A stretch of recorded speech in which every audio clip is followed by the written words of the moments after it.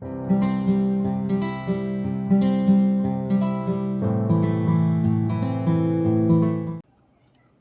Everyone, welcome to JNT online classes. और आज की क्लास में मैं आपके साथ शेयर करने वाली हूँ, जो आप देखते ही समझ गए होंगे, यस, हिंदी की स्वर माला की वर्कशीट। तो सिर्फ स्वर की वर्कशीट बनाई है ये। तो सबसे पहले तो हमें बच्चों को स्वर जो है वो अच्छे से सिखा देने हैं, क्योंकि वर्णमाला क ख ग सब शुरू करने के लिए अभी थोड़ा सा टाइम है, क्योंकि बच्चे अभी छोटे हैं। तो पहले उनके स्वर पक्के हो जाएं, और वो इसलिए क्योंकि इन्हीं स्वरों से बनेगी मात्राएं, और अगर बच्चे मात्राएं नहीं सीख पाएंगे तो वो कभी हिंदी ही नहीं कर पाएंगे। तो इसलिए पहले हमें उनको स्वर अच्छे से सिखाने हैं। और इससे रिलेटेड मैं आपके साथ आज बहुत ही इंटरेस्टिंग और सिंपल वर्कशीट्स शेयर करने वाली हूँ। मैंने तो कलरिंग के साथ बनाई हुई है, आप इनको बिल्कुल सिंपल तरीके से बनाना। ओके, तो चलिए वीडियो स्टार्ट करने से पहले एक जतिन जी का क्वेश्चन है। उनका कमेंट था कि बच्चों का आजकल 3 साल के बच्चों का प्री नर्सरी में एडमिशन हो रहा है, तो इससे क्या एज गैप आ जाएगा, या फिर हम कहें कि उनका साल वेस्ट हो जाएगा? तो ऐसे में क्या करना चाहिए? देखिए जतिन जी, मैं बस यही कहना चाहूँगी कि इसमें आपको बस एक ही काम करना है। देखिए, जो रूल्स बनेंगे वो तो ऑल ओवर इंडिया के लिए बनेंगे, वो सभी के लिए बनेंगे, या सीबीएसई के जो रूल्स हैं वो सीबीएसई के लिए बनेंगे, सबके लिए।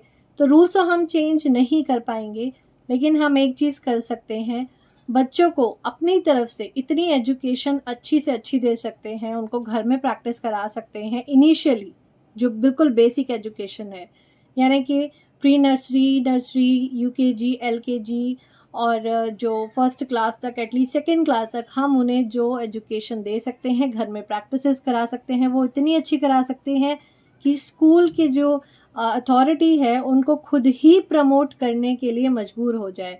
यानी कि अगर लगता है स्कूल अथॉरिटी को कि इस बच्चे को अपनी क्लास से कहीं ज़्यादा आता है, तो वो अपने आप बच्चों को प्रमोट कर देते हैं।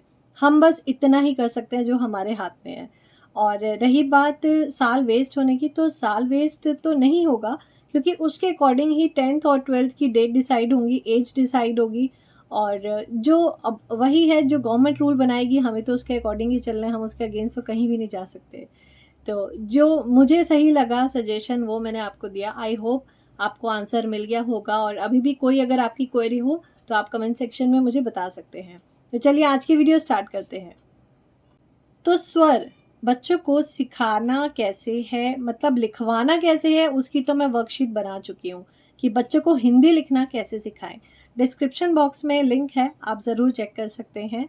और सबसे पहले हमें, अब मैं वर्कशीट उस लेवल पे बना रही हूँ कि बिल्कुल प्री नर्सरी और नर्सरी के जो बच्चे हैं उनको इंट्रोड्यूस कैसे कराना है, जो स्वर है, और इससे रिलेटेड वर्कशीट्स। तो सबसे पहले तो आ ई ओ ऊ री ए आई ओ औ अंग अंगा। तो पहले तो बच्चों को ये चीज़ बिल्कुल अच्छे से हमें इंट्रोड्यूस करा देनी है, और स्पेशली उस बुक से कराइएगा जिस बुक में एक पेज पर एक पिक्चर बनी हो। जैसे अ से अनार, पूरे एक पेज पर एक अनार बना हुआ है और अ लिखा हुआ है। तो उस तरह की बुक्स जो होती हैं वो बहुत हेल्पफुल होती हैं बच्चों के लिए। तो अगर वो मिले तो प्लीज़ उनसे स्टार्ट कराइएगा। फिर बढ़ते हैं हम नेक्स्ट वर्कशीट की तरफ, क्योंकि आज मैं डिस्कस करने वाली हूँ आपके साथ वर्कशीट्स। तो चलिए, सबसे पहली वर्कशीट, सही स्वर में गोला लगाओ। तो जो सही स्वर है, यानी कि पिक्चर रिकॉग्नाइज करके बच्चे को बताना है कि अ से अनार कहाँ लिखा है। तो जहाँ भी होगा बच्चे को उस पर गोला लगाना है, सर्कल करना है। इसी तरह से ये आगे की वर्कशीट कंटिन्यू करनी है। वीडियो को मैं बहुत लंबा नहीं करूँगी, बस फटाफट से मैं आपको वर्कशीट दिखा देती हूँ कि किस तरह की आप वर्कशीट बना सकते हैं। सिंपल पेंसिल से बनाइए या पेन से बनाइए, इतना कलरफुल नहीं बनाइए, कोई दिक्कत नहीं है। ये तो वीडियोस के लिए मुझे थोड़ा सा कलरिंग का यूज़ करना पड़ता है, सो दैट थोड़ी अट्रैक्टिव लगे। चलिए इसके बाद बढ़ते हैं, स्वर से स्वर को मिलाना है। यानी कि अगर यहाँ पे अ से अनार है तो बच्चे को ढूंढना है कि यहाँ पे अ से अनार कहाँ पर है। तो जहाँ भी मिलेगा उसको मैचिंग करना है। छोटी ई से इमली, उसको मैचिंग करनी है। ठीक है, तो ये है सेकेंड वर्कशीट। बढ़ते हैं नेक्स्ट वर्कशीट की तरफ। स्वर से चित्र को मिलाओ, यानी कि जो पिक्चर यहाँ बनी हुई है उसका करेक्ट, उसका जो रिजेंबल स्वर है वो कौन सा है। जैसे ये अनार बना है तो अ से अनार होता है, ये ध्यान रखिएगा कि अंग और अ में बच्चे कंफ्यूज हो जाते हैं, बिंदी का ध्यान नहीं देते हैं, तो ये चीज़ प्रैक्टिस करानी है। तो इस तरह की वर्कशीट है नेक्स्ट। उसके बाद नेक्स्ट पढ़ते हैं। अब ये बहुत अच्छी एक वर्कशीट है कि सिमिलर उनको स्वर ढूंढना है कि अ और कहाँ कहाँ लिखा है। तो कई बार जब बच्चा जल्दबाजी में होगा ना, वो इसको भी सर्कल कर देगा, तो यहीं पे हमें उसे पकड़ना है कि तुम बेटा कहाँ गलती कर रहे हो। तो सिर्फ हमें अ पे गोला लगाना है। तो ये देखिए अ पे गोला लगा दिया। अब बढ़ते हैं नेक्स्ट वर्कशीट की तरफ। तो इस तरह से मैंने तो 2-3 बनाए हैं, आप उन्हें हर स्वर के बना के दे सकते हैं। चित्र देखकर पहला अक्षर लिखो। तो चित्र देखना है, बच्चे को पहचानना है, ये अनार है, अ से अनार बनता है। उसके बाद अंग से अंगूर। एक चीज़ जो मैं पहले भी कई सारी वीडियोस में बता चुकी हूँ और मैं फिर से ये चीज़ रिपीट कर रही हूँ कि बच्चों को कभी भी कोई चीज़ सीक्वेंस में मत कराइए, क्योंकि सीक्वेंस वो फीड कर लेते हैं अपने माइंड में। और अगर आप अ के बाद छोटी सी इमली भी लिख देंगे ना, तो वो उसको अ से अनार और बड़े आ से आम ही पढ़ेंगे। तो ये बच्चे गलती ना करें, तो इसके लिए प्लीज़ आप ध्यान रखिए कि बच्चों को कंटिन्यूटी में नहीं पढ़ाना, मतलब एक सीक्वेंस में नहीं पढ़ाना, उनको बीच बीच में से दीजिए। रिक्त स्थान भरो। तो रिक्त स्थान में तो सबसे पहले जो आपको देने हैं ना, इस तरह के बहुत इजी देने हैं। मतलब इतने सारे स्वर में से 2 या 3 गायब करिए, इससे ज़्यादा मत करिएगा। धीरे धीरे हम लेवल को डिफ़िकल्ट करेंगे। तो ये अभी इजी पैटर्न है, सिर्फ मैंने 4 यहाँ से गायब करे हैं, बाकी बच्चे खुद लिखेंगे। बड़े आ से आम, बड़े ऊ से ऊन। तो बच्चों को धीरे धीरे ना अ से अनार, बड़े आ से आम, छोटी सी इमली, बड़ी से ईख, इससे थोड़ा सा आगे बढ़ाइए और सीधा बोलना है अ आ इ ई उ ऊ ए आई ओ औ, इस तरह से करना है। फिर है रिक्त स्थान भरो। अब देखिए हमने लेवल को थोड़ा सा बना दिया है डिफ़िकल्ट। तो डिफ़िकल्ट किस लिए? अब भाई बच्चे बड़े बड़े क्लासेस में जाएंगे तो लेवल ऑफ डिफ़िकल्टीज तो बढ़ेगा ही ना। तो उसके बाद हमें थोड़ा सा डिफ़िकल्ट बनाना है और उसके बाद धीरे धीरे हमें पूरा का पूरा उन्हें लिखने को देना है। तो अब बात करते हैं कि कौन सी वर्कशीट कितने दिन तक हमें प्रैक्टिस करानी है, जो कि मैं हर वीडियो में बताती हूँ। तो क्योंकि ये चीज़ है ना, पेरेंट्स के लिए हेल्पफुल हो ना हो, लेकिन जो ट्यूशन टीचर्स हैं और जो नए नए टीचर्स हैं उनके लिए बहुत हेल्पफुल होती है। तो चलिए ये मैं बता देती हूँ। तो ये वाली जो वर्कशीट है, बच्चे को कम से कम 2 से 3 दिन तक प्रैक्टिस करानी है। इसके बाद बढ़ते हैं नेक्स्ट पे।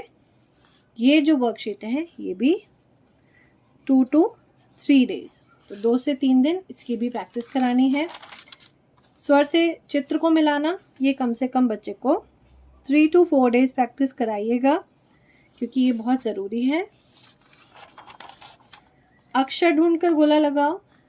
ये वाली जो एक्सरसाइज है ना, ये बहुत हेल्पफुल होती है फॉर दोज चिल्ड्रंस जो ज़्यादातर लेटर्स उल्टे बनाते हैं। तो इससे उनकी बहुत अच्छी प्रैक्टिस हो जाती है। तो मैं सजेस्ट यही करूँगी कि कम से कम 5 दिन तक आप इन्हीं वर्कशीट की प्रैक्टिस कराएं। चित्र देखकर पहला अक्षर बनाओ। ये कम से कम 5 to 7 डेज प्रैक्टिस करनी है, ताकि उनको अच्छे से बनाने आ जाए। और लिखना कैसे सिखाना है हिंदी, इस पे वीडियो है, आप ज़रूर चेक कर लीजिएगा मेरे चैनल पर। ये भी कम से कम 5 डेज। रिक्त स्थान भरो, और ये 5 दिन तक लेवल डिफ़िकल्ट करते रहना। तो देखिए ये थी वर्कशीट जो मैंने फटाफट से बहुत ही छोटी सी वीडियो में आपको सारी बता दी हैं।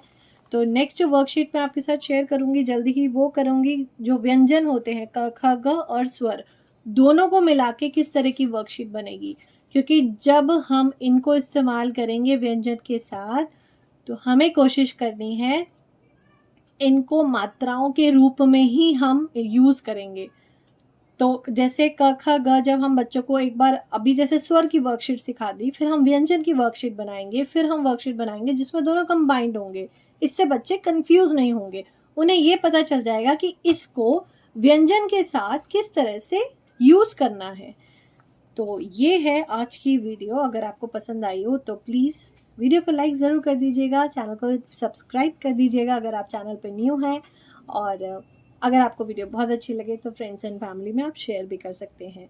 कोई भी क्वेरी हो प्लीज़ कमेंट सेक्शन में मुझे ज़रूर बताइएगा। इंतज़ार रहेगा आपके कमेंट्स का। मिलूंगी आपसे नेक्स्ट वीडियो में। Till then good bye.